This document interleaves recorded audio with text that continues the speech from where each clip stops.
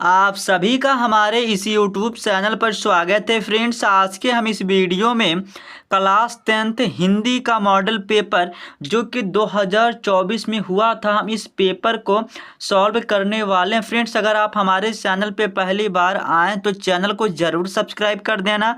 अगर वीडियो पसंद आता है तो वीडियो को ज़रूर लाइक कर देना। देखिए फ्रेंड, जितने बच्चे 2025 में मतलब बोर्ड एग्ज़ाम है, ठीक है, तो आपको ये पेपर को ना अच्छी तरह से देख लेना, ठीक है। देखिए जो पेपर है ना, आपको यहाँ से 2-4 प्रश्न आ सकते हैं, ठीक है। तो इसलिए आपको ना अच्छी तरह से इस पेपर को कर लेना, ठीक है फ्रेंड्स। देखिए फ्रेंड, अगर आप ना मेरे चैनल को सब्सक्राइब करके रखते हैं तो मैं आपको 2025 का एकदम न्यू मॉडल पेपर बना के देता रहूँगा, ठीक है। उससे पहले आपको क्या करना, मतलब जो भी पेपर हुआ है फ्रेंड, देखिए उत्तर प्रदेश में हमारा 7 सेट बनता है, ठीक है, तो मैं आपको 7 सेट का हल करा दूंगा, ठीक है। तो इसके बाद देखिए इसका जो कोड है 801 यची है, ठीक है। अब यहाँ पर देखिए देखिए फ्रेंड, जो पेपर आप देंगे ना बोर्ड एग्जाम में, तो आपको सेम पैटर्न यही देखने को मिलेगा, ठीक है। तो यहाँ पर देखिए जो समय दिया जाएगा 3 घंटे 15 मिनट, ठीक है। अब यहाँ पर नोट लिखा गया, नोट में देखते हैं क्या लिखा है। प्रारंभ के 15 मिनट परीक्षार्थियों को प्रश्न पत्र पढ़ने के लिए निर्धारित है, ठीक है। मतलब आप प्रश्न को, मतलब जो भी प्रश्न पत्र रहेगा आप उसको अच्छी तरह से 15 मिनट पढ़ लेंगे, ठीक है। अब यहाँ पर देखिए निर्देश क्या दिया गया है, सभी प्रश्न अनिवार्य हैं, ठीक है। मतलब आपको कोई भी प्रश्न छोड़ के नहीं आना, ठीक है। सभी प्रश्न क्या है, अनिवार्य हैं, ठीक है। उसके बाद देखिए दूसरा पॉइंट क्या करा है, जो प्रश्न पत्र है 2 खंडों में, मतलब आ खंड और बा खंड में हमारा क्या है, बटा है, ठीक है। उसके बाद देखिए, तो देखिए क्या करा, खंड आ में जो है ना 1 अंक के 20 बहुविकल्पीय प्रश्न है जिनके सही उत्तर OMR उत्तर पत्रक पर नीले अथवा काले बाल पॉइंट से सही विकल्प वाले गोलों को पूर्ण रूप से काला कर चिन्हित करें। मतलब आपको कह रहा है कि आप कर सकते हैं, मतलब एक बाल पॉइंट वाला अच्छे से पेन लेंगे 5 वाला, ठीक है। आपको जो 20 बहुविकल्पीय रहेगा आपको अच्छी तरह से भरना, ठीक है। आप क्या कर सकते हैं, बाल पॉइंट का प्रयोग कर सकते हैं और आपको अदर पेन का प्रयोग नहीं करना, ठीक है। तो आपको ये भी बात ध्यान रखना, ठीक है। अब यहाँ पर देखिए चौथा पॉइंट क्या करा कि खंड आ के प्रत्येक प्रश्न का निर्देश पढ़कर केवल प्रदत्त OMR पत्रक उत्तर पर सही डेट, ये क्या बकवास लिखा, ठीक है। मैं चलिए आपको बताता हूँ। देखिए जो हमारा खंड आ है ना, देखिए हमारा जो खंड आ रहेगा ना, उसमें आपको 20 बहुविकल्पीय प्रश्न मिलेंगे, ठीक है, जो कि एक एक नंबर का रहेंगे, ठीक है। मतलब 20 जैसे प्रश्न है तो हमारा एक एक नंबर का रहेगा, ठीक है। उसके बाद इन 20 जो प्रश्न रहेंगे ना, आपको OMR सीट पर अच्छी तरह से भरना, ठीक है। देखिए फ्रेंड, आपको ना OMR जो सीट है आपको अच्छी तरह से गोला करना, ठीक है। आपको अदर पेन का प्रयोग नहीं करना, ठीक है। उसके बाद जो हमारा खंड खा रहेगा, ठीक है, हमारा जो खंड खा रहेगा या खंड बा रहेगा, ठीक है, जो खंड बा रहेगा उसमें हमारा क्या रहेगा, जो अदर प्रश्न रहेगा आपको लिखना पड़ेगा, ठीक है। आपको लिखना पड़ेगा, वर्णात्मक प्रश्न रहेगा, यहाँ से आपको 50 नंबर मिलेगा, ठीक है। तो आते हैं हम डायरेक्ट प्रश्न पर, ठीक है।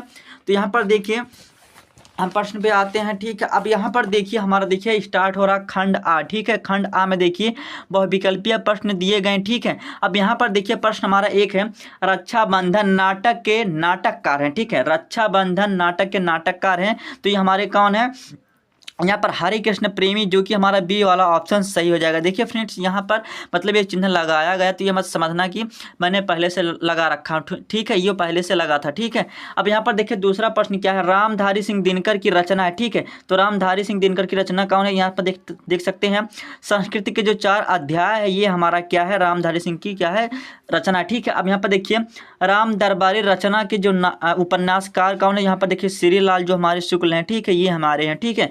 अब यहाँ पर देखिए चौथा प्रश्न क्या है, शुक्ल युग के अन्य कौन सा है, ठीक है। मतलब शुक्ल युग का अन्य कौन सा नाम है, किसके नाम से पड़ा है, ठीक है। तो यहाँ पर देख लीजिए हमारा क्या है, प्रेमचंद युग, फिर यहाँ पर यह प्रसाद युग, फिर छायावादी युग, तो यहाँ पर हमारा प्रेमचंद युग हो जाएगा, ठीक है। आपको ये बात ध्यान रखनी, ठीक है। अब यहाँ पर देखिए पांचवा प्रश्न क्या है, विष्णु प्रभाकर किस युग के कहानीकार है, तो यहाँ पर जो विष्णु प्रभाकर इनमें से कोई नहीं, ठीक है। यहाँ पर आपको ये बात ध्यान रखनी, ठीक है। अब यहाँ पर देखिए भाव विलास के जो रचनाकार हैं, भाव विलास के जो रचनाकार हैं केशव दास है, जो कि आपको ये ध्यान रखना, ठीक है।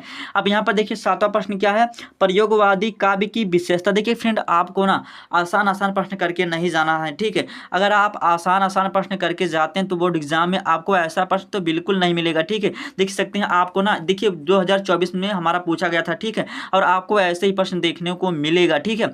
तो देखिए प्रश्न क्या था हमारा 7वां, प्रयोगवादी काव्य की विशेषता है, ठीक है।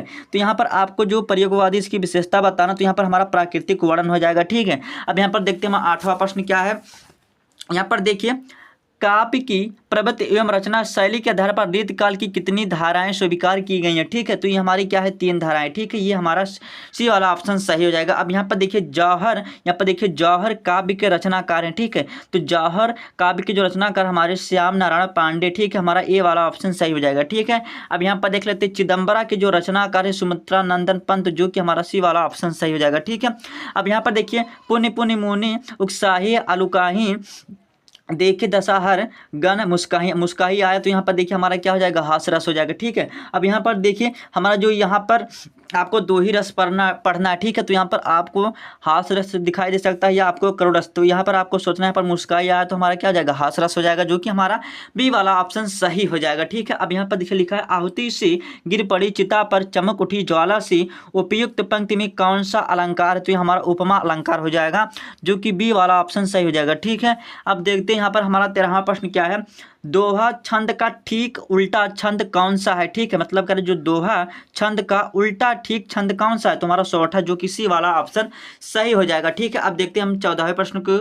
अब देखिए फ्रेंड यहाँ पर जो 14वां प्रश्न के अनुरूप शब्द में प्रयुक्त उपसर्ग, देखिए फ्रेंड मैं आपको ना यहाँ पर एक ट्रिक बताने वाला हूँ, जो कि आपको ये बहुत ही आसान हो जाएगा, ठीक है। तो यहाँ से आपसे पूछता क्या, उपसर्ग पूछता और प्रत्यय पूछता है। क्या पूछता है, उपसर्ग पूछता है और क्या पूछता है, प्रत्यय पूछता है, ठीक है। अब देखिए फ्रेंड्स हमारा जो ऊ आता है ना, वो आता हमारा पहले आता है, जो हमारा प्र आता है मतलब बाद में आता है, तो देखिए वो हमारा आगे रहेगा, प्र मतलब हमारा पीछे रहेगा, ठीक है। तो उससे हमारा उपसर्ग होगा, जो हमारा प्र होगा मतलब पीछे से हमारा क्या होगा, प्रत्यय होगा। तो हमको उपसर्ग बताना मतलब आगे वाला भाग बताना, ठीक है। इसमें अनुरूप शब्द में क्या कह रहा है, उपसर्ग क्या है, तो आप ही बताइए। यहाँ पर देखिए हमारा क्या हो जाएगा, आ हो जाएगा, जो कि हमारा ए वाला ऑप्शन सही हो जाएगा, ठीक है। अब यहाँ पर देखिए रामकृष्ण में कौन सा समास है, जो रामकृष्ण है इसमें कौन सा समास है, द्वंद्व समास है, ठीक है। द्वंद्व समास है, अगर इसी का उल्टा मतलब अगर अपोजिट में जैसे माता हमारा पिता हो गया, तो भी हमारा क्या हो जाएगा, द्वंद्व समास हो जाएगा, ठीक है। मतलब आपको अपोजिट वर्ड दिखेगा तो ये समझ जाना हमारा द्वंद्व समास हो जाएगा, ठीक है। अब यहाँ पर देखिए वाय समीर ब्यार पर्याय है, मतलब इसका आपको पर्यायवाची बताना कि तो किसके है, तारों के तो हो नहीं सकता, सूर्य के तो हो नहीं सकता, बादल के हो नहीं सकता, तो हमारा हवा का हो जाएगा, जो कि सी वाला ऑप्शन सही हो जाएगा, ठीक है। अब यहाँ पर देखिए तस्में शब्द में विभक्त एवं वचन है, ठीक है। मतलब आपको बताना जो तस्में शब्द है ना, विभक्त एवं वचन है, तो हमारा चतुर्थी विभक्त एक वचन है, जो कि हमारा ए वाला ऑप्शन सही हो जाएगा, ठीक है।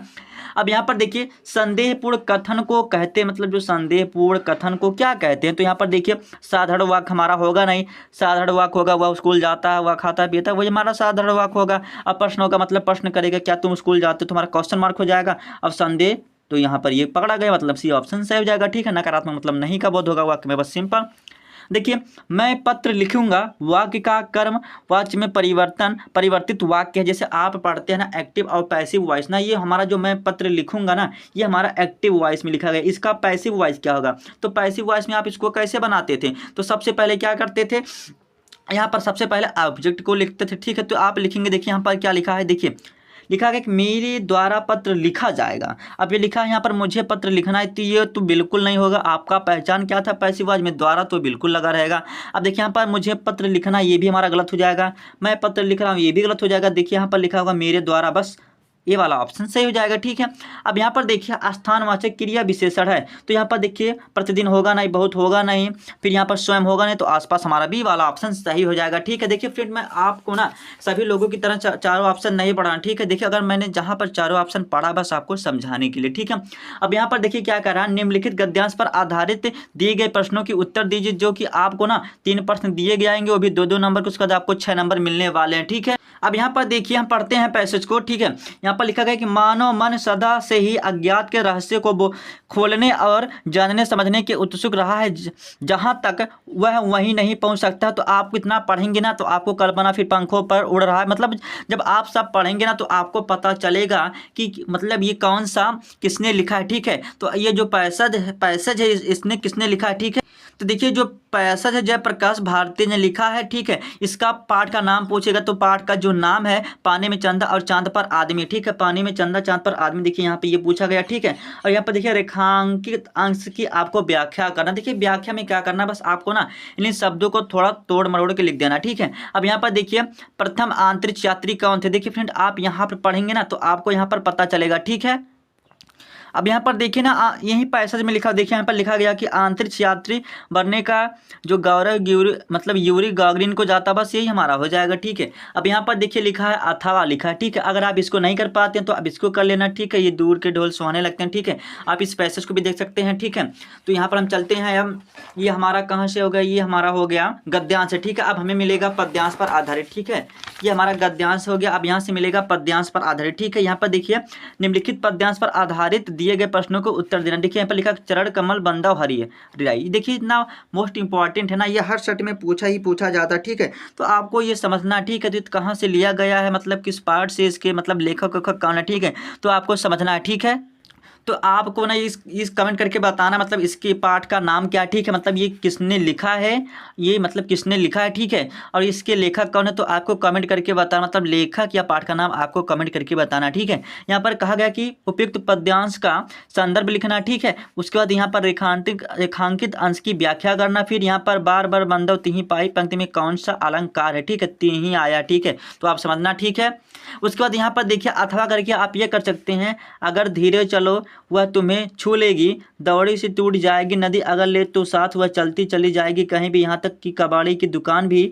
उपयुक्त गद्यांश का मतलब आपको संदर्भ बताना और आपको ये भी कमेंट करके बताना ये मतलब कौन से हमारा गद्यांश है, मतलब गद्यांश है मतलब इसके लेखक कौन है और इसका पाठ का नाम क्या। देखिए फ्रेंड मैं आपको इसलिए बता रहा हूँ, जब आप इसको खोजेंगी करेंगे तो आपको याद होगा, ठीक है। अगर मैं आपको इन सभी को बता दूंगा ना, मतलब जैसे मैंने आपको क्या क्या गद्य बताया, अगर इसी तरह मैं आपको पद्यांश भी बता दूंगा तो आप बुक खोल के नहीं देखेंगे। इसलिए आपको ना इन दोनों का मतलब पाठ और लेखक का जो नाम है आपको कमेंट करके बताना, ठीक है। उसके बाद यहाँ से देखिए हमारा हो जाता है रेखांकित अंश की व्याख्या मतलब एक्सप्लेनेशन करना। फिर यहाँ पर नदी में किसका प्रतीक है आपको जब पढ़ेंगे तो आपको पता चलेगा, ठीक है। यहाँ पर देखिए तीसरा पॉइंट क्या करें, निम्नलिखित संस्कृत गद्यांश पर एक संदर्भ हिंदी में, मतलब बस आपको इतना समझना है, संदर्भ लिखना है फिर हिंदी में अनुवाद करना, ठीक है। यहाँ पर 2 नंबर आपको अनुवाद मतलब संदर्भ का मिलेगा, 3 नंबर मतलब अनुवाद करेंगे और आपको 5 नंबर मिल जाएगा, ठीक है। यहाँ पर देखिए वाराणसी, तो वाराणसी लिखा गया तो वाराणसी होगा और क्या, बस आपको पढ़ने की आवश्यकता नहीं है और आपको पूरा टाइम नहीं देना, जहाँ तक लिखा बस आपको पकड़ना है। ये हमारा पैसेज है, जो भी संदर्भ है, संदर्भ मतलब कुछ भी हो, ठीक है। जो हमारा गद्यांश पद्यांश है मतलब किस पाठ से कहाँ से लिया गया, बस आपको यही पहचानना रहता है, ठीक है। और यहाँ पर इतना करने के बाद यहाँ पर देख सकते हैं लिखा गया होगा। फिर यहाँ पर देखिए चौथा प्रश्न, दिए गए संस्कृत पद्यांश का संदर्भ सहित हिंदी में अनुवाद करना है। नीर क्षीर विवेक हंसाल, क्या लिखा है, हंसालस्य त्वमेव तनु से चेता है, तो आपको ये भी अनुवाद करना, ठीक है। अगर आप इसको नहीं कर पाते तो आप इसको कर लेना, ठीक है। मतलब इसको नहीं यहाँ पर अथवा नहीं कहा गया, ठीक है। तो आपको ये तीसरा प्रश्न करना, आपको ये चौथा प्रश्न करना, ठीक है। तो यहाँ पर 2 नंबर आपको मिलेगा संदर्भ का और 3 नंबर व्याख्या का, 5 नंबर पूरा हो जाएगा, ठीक है। और ये अन्योक्ति विलासक से लिया गया, ठीक है। मैं आपको ये भी बता दे रहा हूँ, ठीक है। कुछ बता दूंगा और पूरा नहीं बताऊंगा, ठीक है। अब इतना करने के बाद अब यहाँ पर देखिए लिखा है 5वां प्रश्न अपने पठित, यहाँ पर मैं पढ़ को बताता हूँ भैया क्या लिखा गया, ठीक है। खंड काव्य के आधार पर दिए गए प्रश्नों में से किसी एक प्रश्न का उत्तर देना है। मतलब आपके ज़िले में ना आपके ज़िले में जो भी खंड काव्य लगता है ना उसके आधार पे ना आप आंसर देंगे और आपको 3 नंबर मिलेगा, ठीक है। आपको कम से कम अगर आपको लिखना है इसको कम से कम आप लिखेंगे 1 पेज कर देना, ठीक है। मतलब जैसे ये हमारा है ना इधर का एक पार्ट इतना कर देना, ठीक है। नहीं तो 1 पेज समझिए दोनों तरफ, ठीक है। ये मत समझना, ठीक है। यहाँ से उसके बाद आपको करना मतलब जो भी आपका खंड काव्य लगेगा जो भी डिस्ट्रिक्ट में रहेगा, ठीक है। उसके बाद यहाँ से हमारा हो जाता है 6वां प्रश्न स्टार्ट। और आपको ना यहाँ पर देखिए फ्रेंड मैं अगर चाहता ना दिए गए लेखकों, मैं ऐसे नहीं पढ़ता, देखिए आपको एक लेखक का जीवन परिचय देना है। उसके बाद ना मतलब यहाँ पर आपको कुछ लेखक दिए जाएंगे, 3 लेखक दिए गए हैं आपको जिनका जीवन परिचय याद है ना, बस आपको उन्हीं को लिखना है। उसके बाद साथ में आपको 1-2 रचना लिख देना, ठीक है। तो यहाँ पर अगर आप उनकी रचना लिखोगे तो आपको 3 नंबर मिलेगा, मतलब उनका जीवन परिचय अगर आप रचना लिखोगे तो 2 नंबर मिला के 5 नंबर हो जाएगा, ठीक है। जैसे आपने यहाँ पर आपको गद्यांश से मिलेगा, उसके बाद यहाँ से आपको पद्यांश से मिलेगा, ठीक है। गद्यांश पद्यांश जैसे हम करते आते थे पैसेज, यहाँ पर आपको ऐसे भी दिया जाएगा। यहाँ पर देखिए निम्नलिखित कवियों में से किसी एक का आपको जीवन परिचय लिखना है। उसके बाद आपको क्या करना, रचना भी लिखना, ठीक है। यहाँ पर देखिए मैथिली शरण गुप्त का, रस खान, महादेवी वर्मा, अशोक वाजपेयी, सबसे इंपॉर्टेंट ये हैं महादेवी वर्मा, तो आपको इनको अच्छी तरह से तैयार कर लेना। फिर वही बात 3 नंबर आपको मिलेगा किसका, जीवन परिचय का, और 2 नंबर क्या मिलेगा, रचना, और 5 नंबर पूरा मिला के हो जाएगा। ठीक है, तो उसके बाद यहाँ पर देखिए आपको एक श्लोक लिखना है कंठस्थ जो ना इस प्रश्न पत्र में ना आया। ठीक है, जैसे यहाँ पर ये हमारा था ना, मैं आपको एक दिखाता हूँ, जैसे यहाँ पर ये आया है। ठीक है, कहाँ गया, हाँ ये आया है, तो आप इसको नहीं लिखेंगे, अगर आप इसको लिखते हैं तो आपका नंबर कट जाएगा। ठीक है, तो यहाँ पर कहा गया कि आपको ऐसा एक श्लोक लिखना है कंठस्थ जो इस प्रश्न पत्र में ना आया तो आपको ये भी बात ध्यान रखना है। ठीक है, अब यहाँ पर देखिए 8वां प्रश्न कह रहा है कि वाद विवाद प्रतियोगिता में प्रथम स्थान पर प्राप्त करने पर चचेरे भाई को बधाई देते हुए एक पत्र लिखना। ठीक है, आप इतना समझो पत्र लिखना है, अथवा कर सकते हैं कि आप मतलब जो भी नालियाँ, ठीक है, उनकी सफाई के लिए आप पत्र लिख सकते हैं। ठीक है, नगर निगम। अब यहाँ पर देखिए 9वां प्रश्न क्या कर रहा है, निम्नलिखित प्रश्नों में से किन्हीं 2 प्रश्न को आपको उत्तर देना संस्कृत में। ठीक है, मतलब आपको जो आता हो। देखिए यहाँ पर यह स्थान है वाराणसी नगर कुत्र स्थित, फिर यहाँ पर कीर्ति, यहाँ पर देखते मैं आपको बता देता हूँ चंद्रशेखर स्व क्या लिखा है, स्वगृहम किम अवदत्त, आपको इसको कर लेना। ठीक है, उसके बाद यहाँ पर देखिए क्या है 10वां प्रश्न क्या कहा गया, निम्नलिखित मतलब यहाँ पर आपको क्या करना, किसी एक विषय पर आपको निबंध लिखना, किसी यात्रा का वर्णन, नई शिक्षा नीति, इंटरनेट, आत्मनिर्भर भारत, पुस्तकालय से लाभ, ये लिखना, ये सबसे बेस्ट है आत्मनिर्भर भारत। ठीक है, तो फ्रेंड्स मैं उम्मीद करता हूँ ये वीडियो आपको जरूर पसंद आएगा, पसंद आए तो लाइक कर देना, अगर चैनल पर ना तो चैनल को जरूर सब्सक्राइब कर देना। फ्रेंड्स यहाँ पर ना आपको 7 नंबर मिलेगा। देखिए फ्रेंड मैं चाहता ना सभी अदर यूट्यूबर की तरह मैं क्या करता ना, ऐसे आराम से पढ़ता। देखिए निम्नलिखित विषयों में से किसी एक विषय पर निबंध लिखिए, तो इससे कोई फायदा नहीं, बस टॉपिक पे और मतलब क्या कहना चाहता है प्रश्न में। देखिए फ्रेंड अगर आप मेरे चैनल को सब्सक्राइब कर लेते हैं ना, तो देखिए मैं आपको नए नए मॉडल पेपर बना के देता रहूँगा, और बोर्ड एग्जाम के समय में आपको बहुत ही अच्छी तैयारी मैं करा दूंगा। ठीक है।